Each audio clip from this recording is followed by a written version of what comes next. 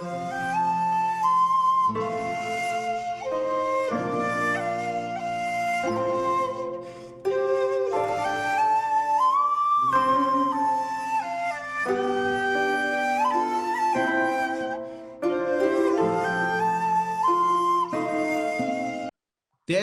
பிள்ளைங்க கூட இந்த காலத்துல ஆகாயத்தின் ஆவி மூலமா ஏவப்பட்டு மனசோட இச்சைகள் பிரகாரம் சரீரத்தோட இச்சை பிரகாரம் நடக்கிறாங்க.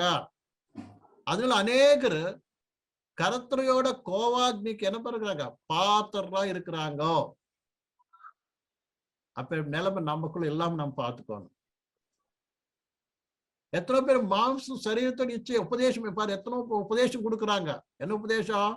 இந்த உலகத்துல எப்படி நாம சுகமா வாழணும், எப்படி நம்ம அல்லார்த்த மாதிரி, ஏன்னா சரீரத்தை இத்தனைப்படி மாம்சம் இத்தனைப்படி நம்ம நடக்கணும் அப்படின்னு எத்தனை பேர் என்ன பண்றாங்க, போதை கூட பண்றாங்க.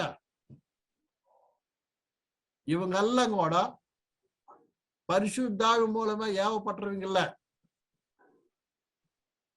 இந்த ஆகாயத்தின் ஆவி மூலமா ஏவப்பட்டு என்ன பண்றாங்க, இந்த உலகத்துல எப்படி வாழணுமோ, மாம்சத்தின் சரீரத்தோட இச்சைகள் எப்படி நாம நிறைவேற்றுக்கணுமோ, நம்ம ஆசை எப்படி நிறைவேற்றுக்கணும் என்று என்ன பண்றாங்க, உபதேசம் கொடுக்குறாங்க, போதை பண்றாங்க.